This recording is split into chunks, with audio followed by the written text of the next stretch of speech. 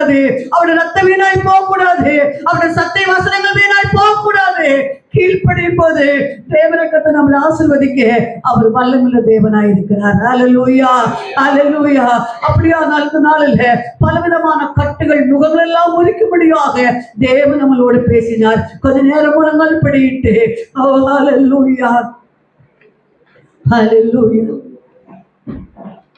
ஒரு மனுஷனுக்குள்ளாக பரிசுத்தாவின் அபிஷேகம் இருந்தா பக்கத்துல இருக்கிறவங்க எல்லாரையும் அந்த பரிசுத்த பிரசனம் அப்படியே கவிழ்ந்து இழுத்துரும், அவர்களை பரிசுத்தமாக்கிடும். ஒருவனுக்குள்ளாக பாவம் இருந்தா அவன் பாவ பேச்சு பேசுவான், அவன் பாவ பார்வை பார்ப்பா. ஆலயத்துல வந்தா கூட அவன் கண்ணு பெண்கள் மேலும் ஆண்கள் மேலும் அப்படி துருன்னு பார்த்துட்டு இருக்கும். ஆனால் கண் நிச்சை இல்லை, இருந்து விடுதலை தர வேண்டும். ஆண்டோடைய ஆலயத்துக்கு வந்துட்ட போதும் இந்த கண்ணு என் தேவனை பார்க்கணும், என் ரட்சகரை பார்க்கணும், தரிசன கண்களாய் மாறணும் ஆண்டவர் என்று சொல்லி என்னுடைய சாபக்கட்ட இத்தனை வருஷங்களாக இருந்துதானே எல்லா நுகங்கள் எல்லாம் மாறட்ட ஆண்டவரே. அப்பா பாமுக்கு சோத்துருவோம். 25வது வருஷத்துல நான் பட்ட பாடுகளில் ஆண்டவரே, அப்பா நானே சாபத்தை வாங்கியிருக்கிறேன். நானே ஆண்டவரை பாவம் செய்து ஆண்டவரே வேதத்தை வாசித்து ஆலயத்துக்கு வந்திருந்தோம் ஆண்டவரே.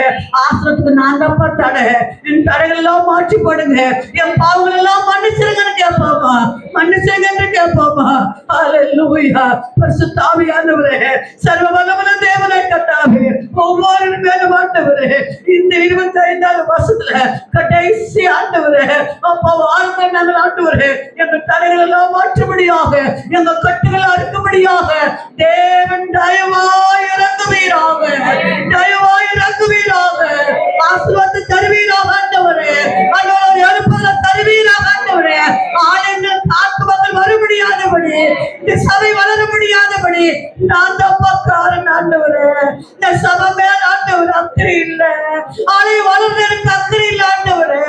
நான் ஜெபத்துல குறைப்பட்டு இருக்கிறேன், எனக்குள்ள ஆத்ம பார் இல்லப்பா.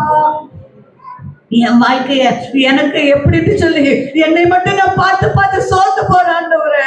பரலோக ராஜ்யத்துக்கு ஆள் சேர்க்கணும். இந்த சபை என்பது என்னை பரலோகம் சேர்க்கிற ஆண்டவரே, பரலோகம் சேர்க்கிற சத்தி சொல்கிற அப்பா. ஊழியர்களுக்காக நான் ஜெபிக்க மறந்து இருக்கிறேன், அவங்கள கனமுறை நான் மறந்து இருக்கிறேன். இது நிமித்தமா என்னை மன்னிச்சிருக்கான்னு கேளுங்க, மன்னிச்சிருங்க ஆண்டவரே கேளுங்க.